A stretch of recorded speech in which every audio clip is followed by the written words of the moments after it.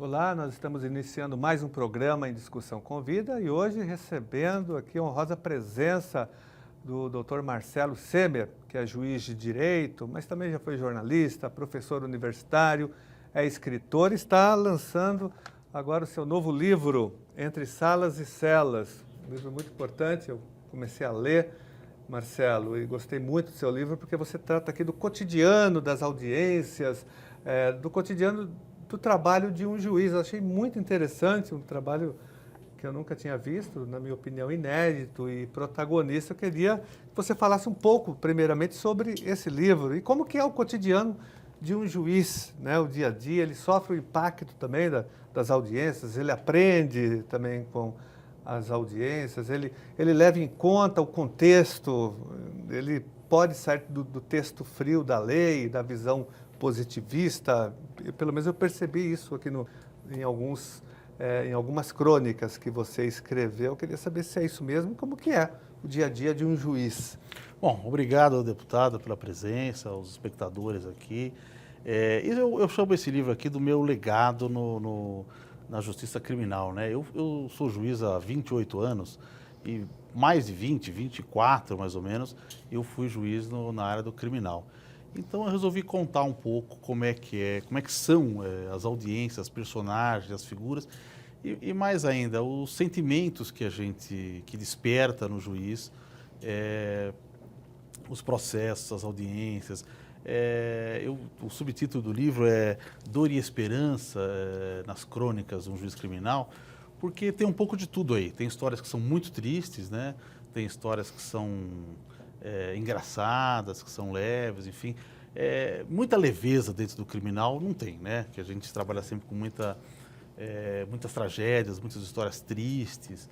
Mas o que eu achei interessante de passar, principalmente para os mais jovens, para aqueles que estão começando, aqueles que trabalham em áreas próximas, né, o advogado, o defensor, o promotor, é a importância de entender as pessoas como seres humanos, né? Ou seja, a humanidade no momento de você julgar.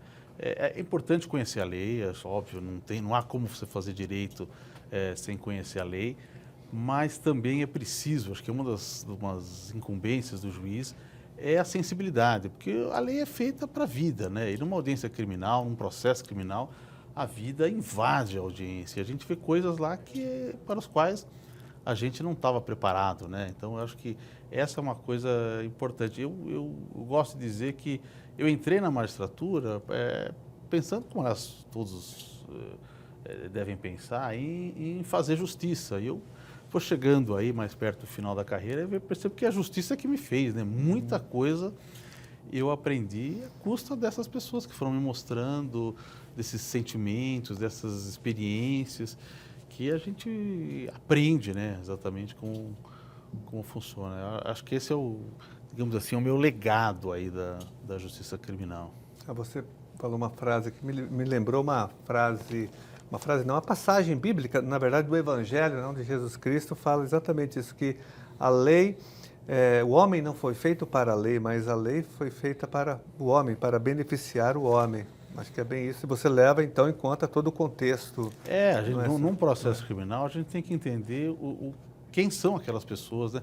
Embora seja muito difícil, né? A verdade é que o nosso contato, por exemplo, o contato do juiz com o réu, é um contato que dura lá 10, 15 minutos, a hora que ele vai ser interrogado, em que ele fala, muitas vezes com medo, né? Ele tem um medo da autoridade e tal. E acho que é importante a gente desvelar isso, né? Mostrar. Às vezes ele está lá, ele fala pouco porque ele teme, às vezes ele fala muito porque ele sofre. Então, a gente tem que ter essa interface, entender a visão dele também é das testemunhas, né? Há uma crônica que eu falo aí da testemunha que ficou com o sonho da figura do réu lhe ameaçando por muito tempo, né? Ela vai lá, fala isso, olha, eu não tirei essa imagem da minha cabeça. O processo não é feito só de réus, é feito também de testemunhas, de vítimas, né? Então, eu acho que a gente consegue abarcar um pouco esse universo. Uma coisa que eu sempre gostei de dizer isso para os meus alunos, quando eu dava aula, para os meus funcionários, enfim, é que o processo, diferentemente do que a gente imagina, não é aquela montanha de papel, né? Você entra num cartório, hoje cada vez menos, né, com a informatização, mas você entra num cartório e você vê papel por tudo quanto é lado. E eu falava para os funcionários, olha, a gente não lida com papel, a gente lida com histórias, com seres humanos, né? Porque às vezes você esquecer aquele papel lá por 15 dias pode ser o resultado da vida da pessoa, né?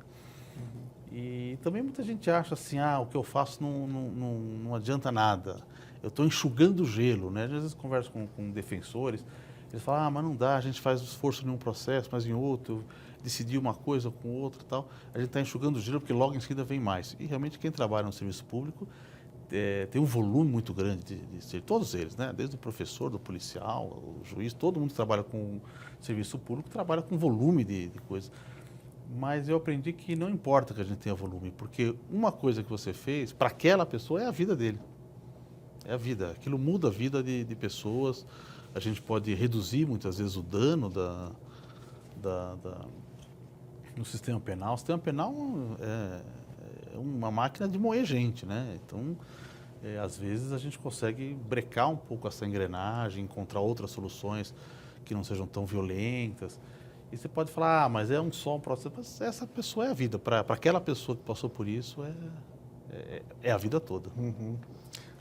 Marcelo, eu li várias crônicas aqui, uma que me chamou muita atenção foi de uma mulher, né, numa audiência que chorou muito. Ela chorava, ela entrou chorando e saiu chorando. Me chamou muita atenção. Lógico que aqui o nome dela não aparece, logicamente, mas você tem vários outros casos interessantes aqui no livro que você conta também. Bom, eu tive esse cuidado de não colocar o nome das pessoas. Preservar as pessoas, preservar as pessoas. E como eu aviso num determinado momento do livro, nem todos os detalhes são perfeitos, porque tem coisas que remontam aí a 10, 15 anos, a gente preenche algumas lacunas, enfim. Mas o que é fidedigno no livro, isso eu posso dizer, são as emoções que essas situações causaram, tanto nos réus, quanto nas testemunhas, quanto no juiz. Isso é fidedigno. E nesse caso, que é o caso do choro, o choro da Kátia, aí Kátia também é um nome fictício, nesse caso, o que marca assim, é que ela continuou chorando mesmo depois de ser absolvida, né? Quer dizer, às vezes ela estava numa situação, era tão, digamos, kafkiana a situação dela estava, que era uma jovem negra que foi acusada, jovem negra e pobre, que foi acusada de ser a possuidora de um barraco com um volume de drogas e munições e armas absolutamente incompatível. E aos poucos ela vai falando, né? Ela chora, muito agora que ela fala, olha, eu não tenho nada a ver com isso, né? E a prova esse fato vai se fragmentando. E o que me tocou nisso é que chega uma hora, quando eu me dou conta da inocência dela, aí eu me sinto culpado, né? Porque afinal de contas ela passou o tempo do processo preso, são 3, 4 meses. A gente acha muitas vezes que isso não é nada, mas eu já soltei, já dei a liberdade, a pessoa já foi. Mas não é assim, né? Muita coisa acontece na vida da pessoa nesse período. Então, fica um alerta, né? Porque a gente não há quem não erre dentro disso. A gente tem que fazer o máximo para isso, mas muitas vezes faz parte. Lógico, não dá para dizer, olha, quem vai chorar vai ser absolvido. Vai ser uma coisa, não é verdade. Mas as circunstâncias indicaram a sinceridade. E a gente vai tendo... Eu acho que escrever, esse aqui é o meu livro atual, não é o primeiro, né? Eu lancei um romance há 10 anos atrás e eu tive a impressão de que a literatura me ajudou a ser juiz, a ser um juiz melhor. Porque a gente vai sempre em busca de personagens. Eu quero entender o que aquelas pessoas estão sentindo, eu quero entender o que elas estão passando, eu quero saber o que aconteceu. E são coisas importantes, tanto a sensibilidade quanto a curiosidade são importantes para uma decisão judicial, de você chegar numa coisa mais próxima da justiça. Marcelo, como que é uma responsabilidade muito grande, né? A decisão de um juiz que modifica a vida de uma pessoa para sempre, dependendo da decisão. Queria saber como que você se sente com essa responsabilidade. E você fala aqui, mas é possível então você conciliar justiça, direito, respeito à lei, mas sempre com uma visão humana e ética, respeitando esse ser humano e tentando contextualizar a situação em que ele cometeu algum tipo de crime. Olha, Você acha que é possível combinar tudo isso para um juiz, para o trabalho de um juiz? Começando lá pelo começo, a gente costuma pensar em juiz, quando a gente fala pela televisão, juiz, você vai lembrar automaticamente de autoridade, eu vou lembrar de privilégio, eu vou lembrar de poder, vou lembrar de lentidão, mas o que marca, assim, a mim marcou, e eu acho que isso se expande aos outros, eu não consigo sentir o que os outros sentem, mas o que marca o trabalho do juiz é muito sofrimento, é muito sofrido você decidir a vida das outras pessoas. Eu estou, nesse livro, a gente trabalhando com questões criminais, mas não é só questões criminais. Eu narro aí um dos fatos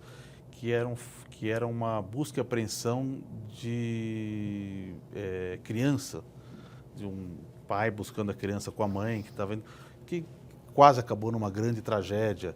Ou seja, nós trabalhamos, e aí tem questões de reintegração de posse, de demolição, enfim, nós trabalhamos questões trabalhistas, nós trabalhamos com um volume de questões e questões muito delicadas, e às vezes as pessoas me perguntam, mas você não tinha dúvida para decidir? Eu falei, sempre tive. E eu tive dúvida depois de decidir também, né? A gente decidia voltar para casa, será que eu fiz a coisa certa? É uma coisa que vai nos corroendo, mas eu acho que faz parte da nossa... É sofrido, mas faz parte da nossa função, que é sofrer. Não tem jeito. A gente vai lidar, o poder que tem. Ele não é gigantesco, mas para aquelas circunstâncias ele é um poder grande.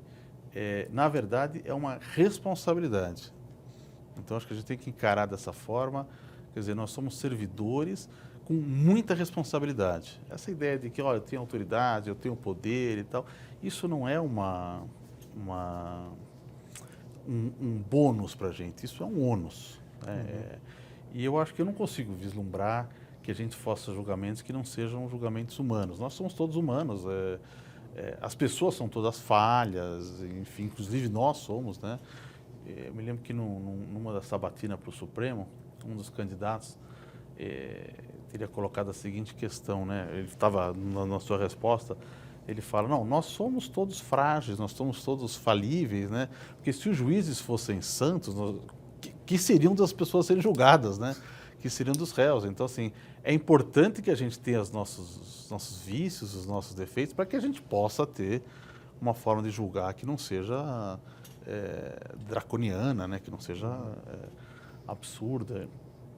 E na área criminal, eu acho que isso é muito importante, porque a punição do crime, hoje, eu não sei se eu já pensava isso antes, mas hoje eu vejo com muita clareza, o direito penal é um instrumento muito severo, uma intervenção muito forte, ele resolve muito poucos problemas, mas ele cria enormes, né? Ele cria muitos problemas. As pessoas que passam pelo direito penal, pelo sistema penal, têm uma situação muito difícil depois, elas já chegam em geral com vários problemas, mas elas saem numa situação muito pior, né? Porque ficam estigmatizadas, deixam um marco. Então, tudo tem que ser visto com cautela, né? Quer dizer, receber uma denúncia, tocar um processo é importante, porque uma pessoa com processo é diferente da pessoa sem um processo. Então, a gente não pode falar, depois eu vejo se ele é culpado. Tem que olhar com calma isso. E mesmo as condenações. E mais ainda, eu acho que nesse ponto é uma coisa que isso me norteou bastante na carreira, a questão da prisão, né? Que a gente tem que deixar para aquelas hipóteses em que a lei nos compele, que não há várias hipóteses, não há alternativas para fazer, porque a experiência que eu tenho é que quanto mais a gente prende, mais aumenta a criminalidade, não diminui. Acho que é exatamente o contrário. E a gente está vivendo um momento terrível aí, né? De expansão da criminalidade, já passamos a Rússia e a tendência aí, nós somos o único grande país, né? O único grande país cujo encarceramento continua subindo enormemente. Então, como você que trabalhou muito tempo nessa área criminal e entende muito de direito penal, como que você vê essa questão hoje da superlotação carcerária, do sistema carcerário brasileiro, né? Porque já é a terceira população carcerária do mundo, mas como que você vê esse sistema que recentemente o ex-ministro da Justiça, José Eduardo Cardoso, disse que prefere morrer do que ficar preso numa cadeia brasileira. Olha, né? É curioso, mas eu trabalhei muitos anos no sistema com a questão criminal, mas fui decidir uma causa que dizia respeito ao sistema carcerário no âmbito do direito público, que foi uma questão da interdição do CDP de Osasco, né? O CDP de Osasco, que havia 700 e poucas pessoas, estava com 2.400. Né? E aí, por uma provocação, uma ação civil pública da Defensoria, nós impingimos aí a totalidade, os 2 CDPs de Osasco, impingimos a totalidade de 1.000 presos ao máximo, etc. Que é alguma coisa que seja excessivo, mas suportável. No fim, acabou essa decisão, acabou recebendo um prêmio lá do CNJ, de Direitos Humanos. Quer dizer, o que mostra que essa questão carcerária, ela não está sequer restrita ao direito penal. Quer dizer, ela vai extravasando. Hoje vem chegando no Supremo essas questões de indenização, né? Já discutiram isso, a indenização por um cumprimento de pena excessivo, insalubre, perigoso. O sistema carcerário brasileiro é muito ruim, né? Os números que o Infopen traz aí, praticamente ele tem o dobro da capacidade, ele tem dentro das suas celas o dobro da capacidade delas. Cada vez a gente regride em relação a isso. Nós estamos num momento, acabou de ter agora uma resolução, salvo engano, que já não é obrigatório ter um lugar para estudo dentro das penitenciárias. A gente tem que entender que eles não estão lá para sofrer. Quer dizer, por mais que um sentimento de vingança possa nos dizer, olha, eu vou impingir um sofrimento, existe uma questão que é o Estado assume um compromisso de ressocialização. Quer dizer, ele proíbe a pena de morte, não podemos ter pela nossa Constituição e nem podemos emendá-la, proíbe a pena de prisão perpétua e proíbe o banimento. Quer dizer, todas aquelas pessoas que vão ser presas, elas vão regressar. Então, é interesse de todos que elas regressem melhor do que elas foram. E o fato é que hoje, quanto mais for tornando as leis rigorosas, principalmente a lei dos crimes hediondos, da década de 90, a população carcerária aumentou enormemente, e o resultado disso é que vieram facções criminosas, criaram e se fortaleceram dentro dos presídios, e hoje a criminalidade sai dos presídios para a rua, ao invés da rua para os presídios. Então, eu acho que sim, todo esse endurecimento do direito penal acabou apagando o fogo com querosene, quer dizer, está cada vez mais. É uma solução que é muito ruim. Um outro tema também que eu queria conhecer a sua opinião é sobre esse movimento que existe no Brasil, esse debate sobre a democratização da justiça, do poder judiciário. Há alguns anos foi criado o Conselho Nacional de Justiça, enfim, há uma certa necessidade da sociedade em ter um certo controle social sobre o judiciário, que é um poder muito fechado, né? Como que você vê esse debate, você que participou da Associação de Juízes para a Democracia, você faz parte desse movimento, eu queria saber a sua opinião sobre democratização da justiça no Brasil hoje. Então, é verdade, eu participo, fui presidente, eu continuo membro da Associação Juízes para a Democracia. A nossa associação foi uma das únicas, acho que foi a única à época, ou a primeira pelo menos, que defendia abertamente a ideia de um controle social sobre o judiciário, no qual o nosso entendimento era o seguinte: no que diz respeito à matéria jurisdicional, ninguém manda no juiz, o juiz vai decidir. Mas ninguém manda no juiz quer dizer assim, nem o deputado e o presidente mandam no juiz, nem o presidente do tribunal manda no juiz. Isso é uma questão, não é nem de poder, é uma essência da jurisdição. Mas no que diz respeito a questões de orçamento, políticas judiciárias, isso são questões políticas que envolvem a comunidade como um todo. Se eu vou abrir um juizado no aeroporto, se eu vou abrir um juizado na favela, vou discutir essas questões prioritariamente, são questões políticas, né, que envolvem, nós não somos eleitos, né, então eu não vejo problema em ter esse tipo de controle. Bom, criou-se o Conselho Nacional de Justiça. Acho que para algumas coisas o CNJ foi um avanço, né? Quer dizer, deixou de existir, digamos assim, as oligarquias, ou pelo menos reduziu de poder as oligarquias locais, né? Quer dizer, o tribunal falava não, acabou. Hoje não, hoje há uma possibilidade de recurso ao CNJ. Nós temos um caso recente da juíza Kenarik Bujikian, que certamente o senhor conhece. Ela foi punida em São Paulo, uma questão que tangenciava aí a atividade meramente jurisdicional, e levou uma censura aqui e conseguiu reverter a sua punição no CNJ. Acontece que o CNJ tem uma preocupação que é importante, mas a meu ver, um pouco exagerada com a ideia do eficientismo, né? Ou seja, que a gente tem que produzir números e números e metas, como uma ideia de uma empresa privada, naquela coisa de que eu preciso fazer. A famosa ideologia produtivista. Isso, exatamente isso. E um pouco menos deixa resguardada, de lado, a questão da democracia. Por exemplo, democracia nos tribunais, até hoje, nós já tivemos, nós saímos da ditadura, digamos assim, e acho que a gente ainda não saiu da transição, né? Mas, enfim, nessa longa redemocratização, nós passamos a votar para todos os cargos e quase todas as instituições hoje, elas são abertas à ausculta dos seus membros, menos o Poder Judiciário. O Poder Judiciário não tem ainda eleição dos dirigentes por todos os seus representantes. Eu sou juiz há 28 anos e eu não posso votar para presidente do tribunal. Trabalho no tribunal há 4, mas eu costumo dizer que isso aqui, que nós temos uma eleição direta, mas com voto censitário. Só quem tem o título desembargador pode votar, quem não tem não pode votar.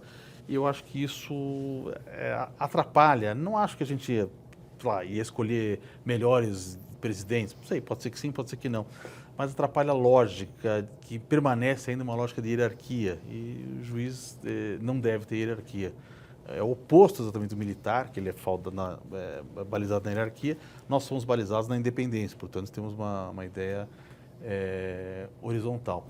Acho que o CNJ não acordou devidamente para essa questão, para tensionar os tribunais em relação a essa questão da democratização interna. E, infelizmente, já que estamos tocando no assunto do CNJ, abriu-se um processo lá no CNJ, faz acho que um mês mais ou menos, que é em relação aos 4 de Copacabana, né? São 4 juízes que fizeram uma manifestação participaram de uma manifestação contrária ao impeachment na época, né? Naquele momento o país inteiro conflagrado, não havia quem não se manifestasse de um lado e de outro, e pensaram 4 pessoas apenas de um lado que fizeram uma manifestação contrária, participaram, né? Manifestação contrária ao impeachment. Não é uma atividade político-partidária, porque é independente de partidos, né? Tem vários partidos diferentes, mas o fato é que há inúmeros juízes, desembargadores, etc. e tal, que fizeram manifestação em sentido contrário, saíram às ruas, vestiram camisas, lotaram suas páginas do Facebook de impropérios em relação a presidente, e por aí vai. Teve um caso de um desembargador federal, aqui naquela mesma sessão onde a doutora Janaína sacode a camisa, que grita lá, fora PT, etc. Tal. Mas nenhuma dessas pessoas, no entanto, foi levada, acho que até correto, foram momentos digamos assim, que o país inteiro se conflagrou, mas o corregedor escolheu essas 4 pessoas para instaurar um processo. Ele mesmo dava declarações a favor do impeachment, né? Naquela época, foi interpelado por um procurador, um membro do Ministério Público, dizendo que ele não podia dar aquelas declarações no meio de sessão, e, no entanto, está isso. Então, ainda é uma questão, liberdade de expressão ainda é uma questão um pouco delicada dentro do Poder Judiciário. Seria bom você explicar para o telespectador o que pode e o que não pode um juiz nesse aspecto, né? Nessa área da liberdade de expressão, de manifestação, de emitir a sua opinião, você que é da Associação de Juízes para a Democracia, acho que é um debate que vocês estão fazendo bastante, né? O que a Constituição nos proíbe... Porque você é um cidadão, você é um juiz, um cidadão, tem direitos também. O que a Constituição nos proíbe, e a Lei Orgânica da Magistratura vai dizer isso também, é se dedicar à atividade político-partidária. Isso é uma coisa completamente diferente do que tecer opiniões políticas. E mesmo fazer... nas questões institucionais, todos os juízes acabam participando. Você vai discutir lá uma questão que diz respeito ao teto, à aposentadoria, todos os juízes estão se manifestando. É uma questão política, são projetos que estão no parlamento, às vezes são decisões judiciais que envolvem isso. Que juiz, por exemplo, que não pode falar sobre o auxílio-moradia? O auxílio-moradia é uma questão que foi judicializada. Há uma restrição dentro da Lei Orgânica da Magistratura, chamada LOMAN, e é bom a gente lembrar que a LOMAN é ainda aquilo que a gente chamava de entulho autoritário. Ele é um decreto-lei de 1979, que veio lá juntamente com o pacote de abril, do governo militar, e que ele coloca algumas objeções, entre elas proíbe a eleição pelos juízes e diz que os juízes não podem se manifestar em processos que estejam em andamento, seus ou processos que sejam de outros juízes. Em relação aos seus processos, isso é uma coisa muito razoável. Por exemplo, eu falo muito, sempre falei muito com a imprensa, sempre falei muito a respeito de questões políticas, nunca dei uma entrevista sobre um processo meu, porque eu tenho medo de falar alguma coisa que eu possa depois decidir diferente ou anunciar antes que eu vou decidir. Mas você há de convir que há vários ministros do Supremo Tribunal Federal que falam isso, processo que eles vão julgar amanhã, já estão dizendo hoje qual é a decisão que vai ser dada. Então, é uma espécie de uma regra que só vale para baixo. Agora, a outra questão, que é não poder falar de assuntos que estejam sob judicialização, ou seja, que está sob algum juiz, isso, nos dias atuais, isso é uma coisa absurda, porque todas as questões, praticamente todas as questões, são passíveis de serem judicializadas. É o que eu falei aqui, vamos discutir o auxílio moradia, o juiz pode fazer auxílio moradia, não pode falar porque entrou mandado de segurança lá e agora não pode falar isso.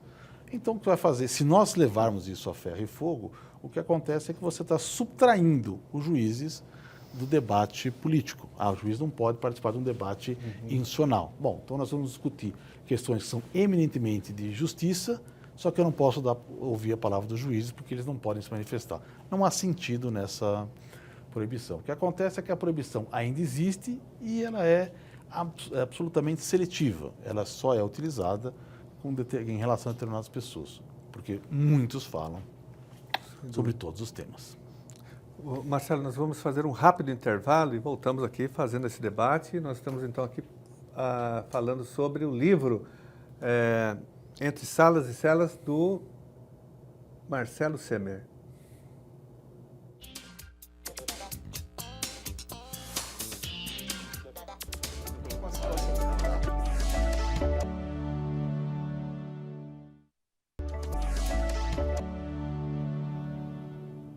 Olá, estamos de volta com o programa Em Discussão com Vida, conversando hoje com o juiz de direito, que também foi jornalista, professor universitário, é escritor, está lançando o livro Entre Salas e Celas, acabou de ser lançado agora, e nós estamos aqui fazendo um debate sobre a questão da justiça, a questão da conjuntura, do livro, logicamente. Marcelo, nós estávamos falando dessa questão da democratização da Justiça. Aqui em São Paulo, nós aprovamos na Assembleia Legislativa o orçamento do Tribunal de Justiça e queria falar um pouco dessa questão da autonomia financeira também do Judiciário, porque o Judiciário fica muito refém do Executivo. Houve um corte agora, o Tribunal de Justiça mandou um orçamento para o governo, para o Palácio dos Bandeirantes, e o governo fez um corte de 10 bilhões, né? É um valor muito alto, entendeu? E isso tem um impacto no funcionamento do Poder Judiciário, tira a autonomia financeira. Como que você vê isso, essa autonomia, né? A autonomia financeira do Judiciário é importante, do Poder Judiciário, para que ele não dependa do Executivo nesse sentido? A autonomia é importante porque os poderes são independentes, mas se eu preciso do dinheiro de quem tem a chave do cofre, não dá para ser independente e pedir mesada, né? Um filho que pede mesada para o pai fala, bom, eu não vou te dar, ou te dou, você faz isso, eu não te dou uma mesada. Então, essa aqui é uma questão bem delicada. Essa situação do governo, do executivo mexer no orçamento que sai do judiciário, já é uma questão que já foi discutida em outros lugares, é que o Tribunal de Justiça não leva isso adiante, mas esta operação é uma operação ilegal, né? Quer dizer, quem pode mexer no orçamento que a Justiça manda é o Poder Legislativo, que, enfim, que faz a lei. Esse corte do Executivo, enfim, não tem espaço dentro da divisão, da harmonia entre os poderes. Mas é algo que é feito com o poder do império, né? Ou seja, quem tem o cofre, quem tem a direção da maioria parlamentar, acaba fazendo. A gente reclama muito dos nossos parlamentos, reclama muito dos partidos políticos, mas todas as vezes a gente acaba apoiando, né, assim, ou acaba abonando, pelo menos, os governos que tratam os parlamentos de cima para baixo, né, que é uma coisa meio histórica brasileira, né, que o governo faz uma maioria e a partir daí o parlamento deixa de ser algo relevante dentro da democracia. Eu acho que isso é uma questão preocupante, porque não faz aquele aprendizado, aquele jogo entre dois poderes, né? Como também é preocupante quando o governo enfraquece a ponto de ficar refém do parlamento, que é o que acontece hoje, né? Nós temos um governo federal acéfalo, que enfim, que está refém do Congresso. Mas acho que sim, o judiciário, o que acontece? A gente cresce obrigatoriamente, né? Porque o Estado vai crescendo, a população vai crescendo, você vai tendo a obrigação de ter mais juízes. A gente poderia até trabalhar num sistema, muitas vezes eu vejo isso no jornal, nós temos mais juízes do que países da Europa, proporção. É muito difícil fazer a comparação, porque eu acho que uma coisa que eu não vi paralelo, e não sei, eu não conheço o suficiente para isso, mas eu nunca vi um paralelo, é no nosso grau de judicialização. Nosso grau de judicialização é muito grande. Nós constantemente levamos as questões para decidir na justiça. Então, você veja, nós tivemos aí um momento nos anos 90, de privatizações dos serviços que eram essenciais, deixaram de ser essenciais ou foram privatizados, que é, por exemplo, o caso da luz, da telefonia, etc. e tal. Esses serviços viraram serviços privados. E o que existe de volume de demandas contra esses serviços é gigantesco, porque eles não têm. É muito difícil ter quando um particular assume um serviço público, a massa de usuários é muito grande, você não consegue atender, eles não têm conseguido atender a todos, né? As demandas, as reclamações, etc. Quanto tempo a gente fica no telefone para tentar falar com alguém? É uma situação terrível, né? A TV acaba, não conseguimos fazer isso. Então, o que acontece é que há uma demanda, aumentou de uma forma gigantesca as pequenas demandas contra essas empresas que foram privatizadas. E uma série de outras questões, por exemplo, o Supremo está para a AGU, né? Está para consolidar um acordo feito com a AGU, ou seja, com o governo federal, para a devolução correção monetária da poupança de 20 e poucos anos atrás, vão pagar 10 bilhões. O volume de causas que envolveu isso é gigantesco. A mesma coisa acontece com o INSS, por exemplo. Quer dizer, eles pagam mal, né? Vão criando uma série de obstáculos e vai criando. Eu trabalho na área que é do direito público. Então, a gente vem lá um policial militar e entra com um pedido. São 150 mil pedidos iguais àquele que vão lotar as nossas questões, porque o governo, todos os governos, né, independente da coloração partidária, estadual, municipal, federal, ao invés de dar aumento para o funcionário, ele cria uma gratificação. Então, eu não vou dar aumento, eu crio a gratificação. A gratificação, para que serve a gratificação? Para dar aumento só para você, não dar aumento para outra categoria não querer. Então, a tua é uma gratificação diferente. Tem milhares de nomes de gratificações que vêm à nossa frente. Toda vez que ele cria uma gratificação, a gente pode ter certeza, vai ter muita demanda na justiça. Aquilo vai incorporar, não vai incorporar. Aquilo vai pagar o aposentado, não paga o aposentado. Aquilo paga quem está afastado. Ou seja, é uma forma de criar o poder público. Cria. E as empresas também, né? A questão trabalhista é uma delas, né?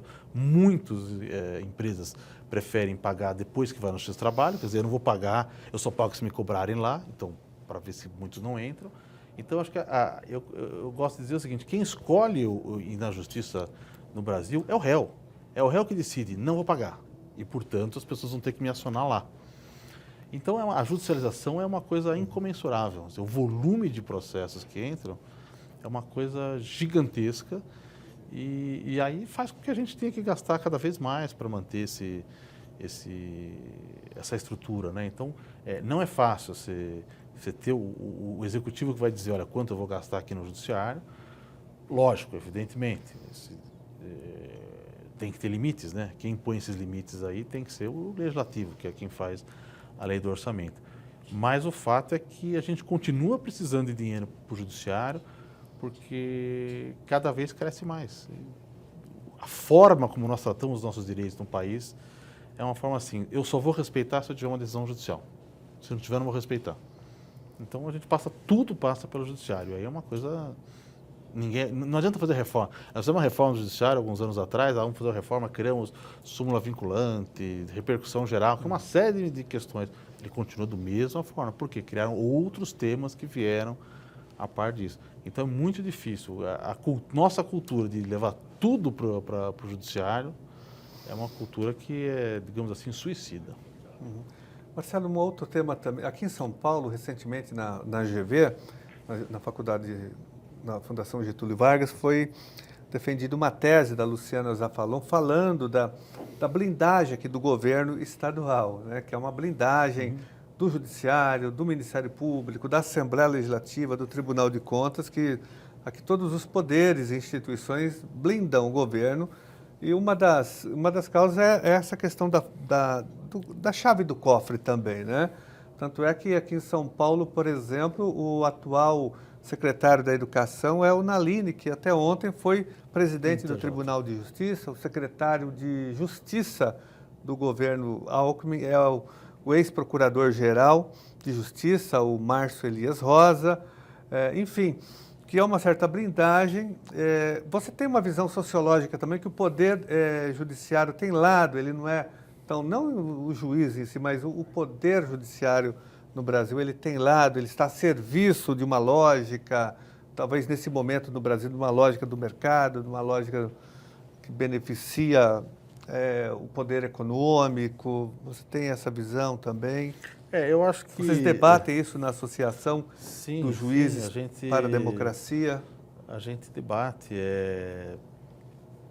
Eu acho que o Judiciário nunca teve distante do poder, nunca foi... Não há neutralidade política. Nunca foi um papel que o Judiciário desempenhou, esse papel de confrontar o poder. Por isso que às vezes quando a gente vê aí hoje processos contra poderosos, enfim, a gente fala, olha, mas está acontecendo isso. A gente nunca teve, porque todas as dinâmicas, todos os processos foram montados aí, a gente vê muito isso no direito penal, para vir de cima para baixo, não de baixo para cima, né? Então uma maré um pouco diferenciada. Nós temos uma previsão jurídica, até constitucional, que é a questão que acaba facilitando muito uma promiscuidade entre os donos do poder aí, né, os ocupantes dos grandes cargos, que é a ideia da suspensão de liminar pelo presidente, né? Quer dizer, quando a gente tem processos que são distribuídos, bom, a gente vai ter cada um desembargador diferente, pensando coisas diferentes. Por exemplo, quando caiu a questão da reorganização escolar, a Justiça, porque caiu numa determinada Câmara, a Justiça não deu o pedido que o governo do Estado pretendia. Mas, em várias questões, a gente tem, contra liminares e mandados de segurança e as tutelas antecipadas em geral, um pedido que pode ser feito diretamente ao presidente do tribunal para que, em nome da segurança, da saúde e da economia pública, ele possa suspender determinada decisão, e essa suspensão vai durar até os recursos de Brasília e tal. Esse é um poder gigantesco que é dado na mão do presidente do Tribunal de Justiça e que ele só pode responder aos governador e prefeito, que é quem pode fazer esse tipo de pedidos, os titulares dos órgãos. Então, a nossa institucionalização ainda é muito precária, né? Ainda é muito precária nesse sentido. Acho que essa questão que a Luciana tocou é uma questão importante, porque a gente vive muito no judiciário, imagino eu, o Ministério Público, não acompanho, mas imagino também, de suplementações orçamentárias, né? Então, a gente fica sempre com aquilo lá, quer dizer, uma corda no pescoço que vai apertando ou soltando de acordo com os interesses políticos. E isso acaba formatando um quadro muito ruim. Agora, existem outras questões aí na questão sociológica, eu diria que existem outras questões que é também da formação dos juízes, né? De onde vem o juiz, quem são os juízes, né? A gente tem, via de regra, um quadro aí de juízes vindo do extrato médio da sociedade, né, de classe média para cima, lógico, tem classe média baixa também, mas as circunstâncias e os obstáculos no meio do caminho acabam diminuindo a entrada no judiciário de pessoas vindo dos estratos inferiores. Isso acontece que também. O juiz ele vem de uma classe social, ele vem com uma formação já ideológica, uma visão de mundo. O que a gente ele sabe, é produto da sua classe social.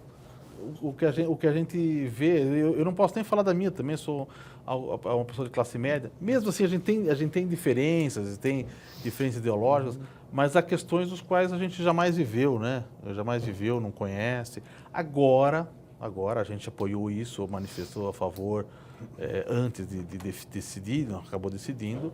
O CNJ impôs uma política de cotas nos concursos da magistratura, porque o volume de negros no judiciário é muito pequeno, né? Então, tudo Qual é isso... a porcentagem de cotas? 10%? Eu confesso que eu não tenho aqui. Eu acho que 20%. Mas eu não tenho na minha cabeça aqui a porcentagem. Mas, por exemplo, mesmo no Supremo Tribunal Federal, você não vê ministros que têm origem, por exemplo, na advocacia popular, que são importantes, né, que tiveram coisas. Você não tem um defensor que vira ministro do Supremo. Então, assim, existe não é só uma questão de que um poder protege o outro, mas eles fazem parte do mesmo grupo, né? Quer dizer, as pessoas que chegam fazem parte do mesmo grupo. Segunda-feira foi a posse da desembargadora Kenari Bujiquia, depois desse processo que eu expliquei, dessa punição, e a desembargadora que a saudou, a desembargadora Angélica Mera de Almeida, ela fala lá, vai contando a história das mulheres no Tribunal de Justiça e fala: hoje somos 28 desembargadoras. São 28 desembargadoras entre 360. Quer dizer, não chegou a ser 10% do número. Por quê? Porque demorou demais a entrar mulheres no judiciário. Principalmente no judiciário estadual. O judiciário trabalhista se renovou muito antes. Então, eu acho que esse ingresso dentro da carreira acaba formatando um pouco de como os juízes vão decidir. Acho que não dá para escapar disso. Uma outra pergunta também, Marcelo, importante, é sobre o Estado policial no Brasil. Se fala muito que há um Estado policial no Brasil. Nós tivemos agora, recentemente, a morte de um reitor, que foi um suicídio por conta dessa pressão, na Universidade Federal de Santa Catarina.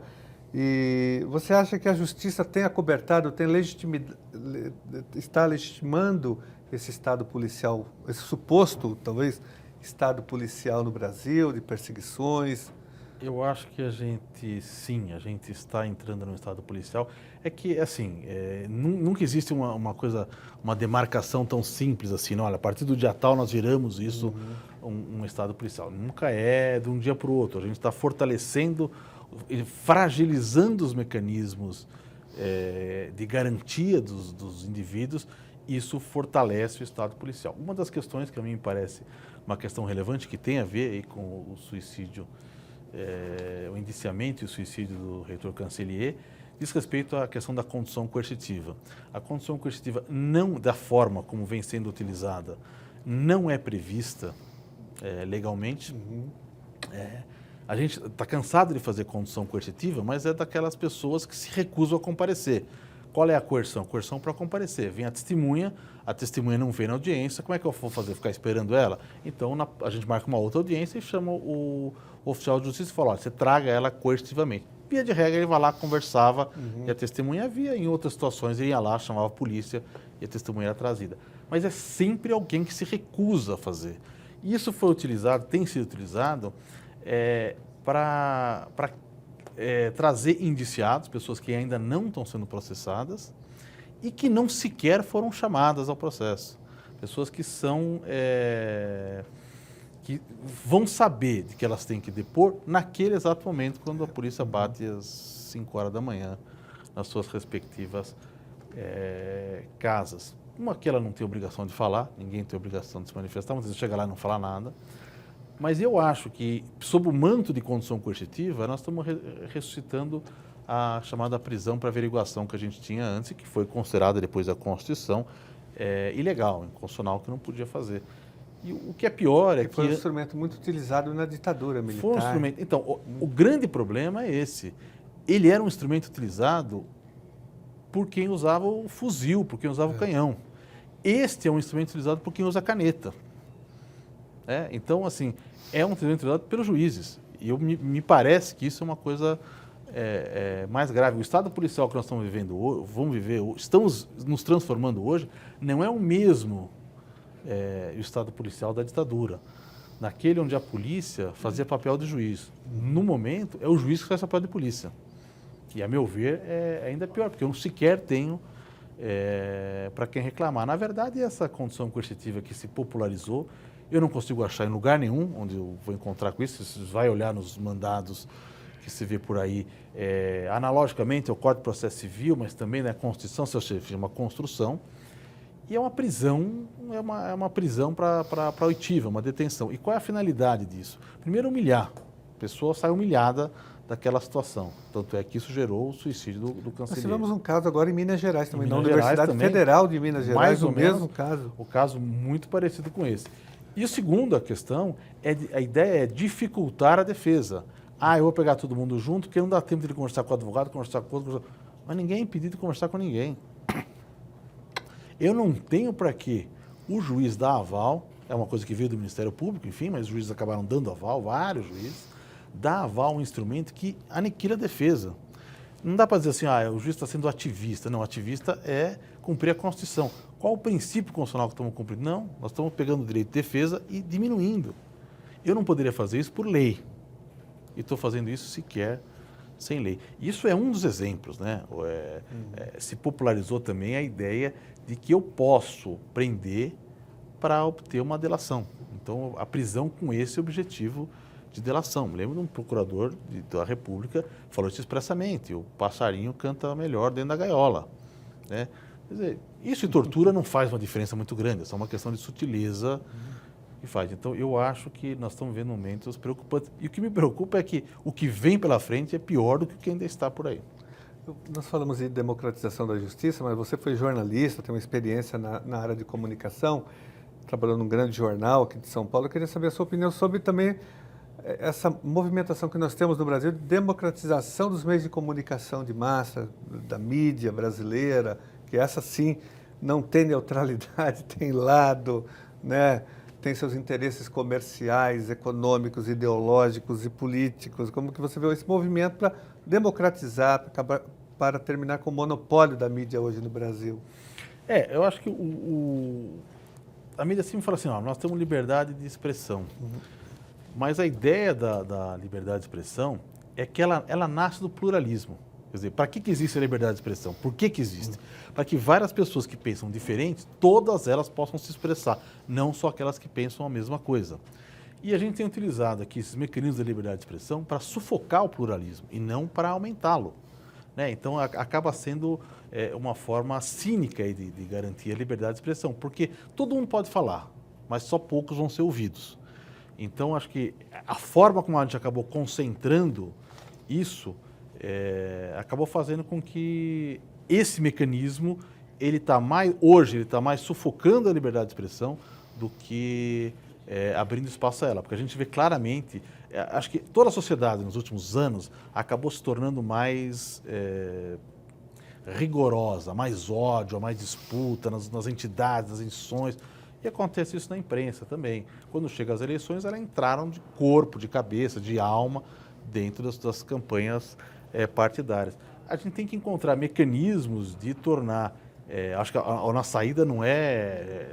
Eu sempre fui um feroz crítico da censura, inclusive aquela censura que foi repristinada pelo judiciário, né? Que o judiciário vai proibindo de fazer.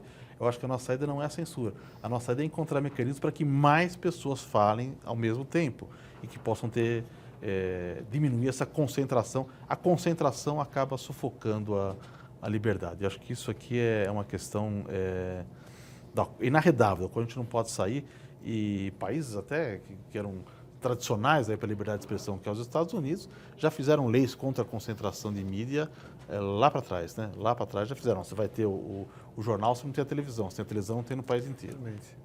Marcelo, nós estamos encerrando já o programa E eu quero agradecer a sua presença e te parabenizar pelo seu trabalho, pela sua produção, sobretudo pelo seu novo livro aqui, Entre Salas e Celas, que eu quero mostrar aqui para o telespectador e recomendar. Um livro muito interessante, não só para quem é da área do direito, para os estudantes, professores, mas também para a população em geral. Muito obrigado pela sua participação e pela aula que você deu aqui de cidadania. Eu que agradeço aqui a possibilidade de falar contigo, Janase, é uma pessoa que sempre abriu espaços, e com os seus espectadores aqui da TV Alesp. Obrigado, Marcelo.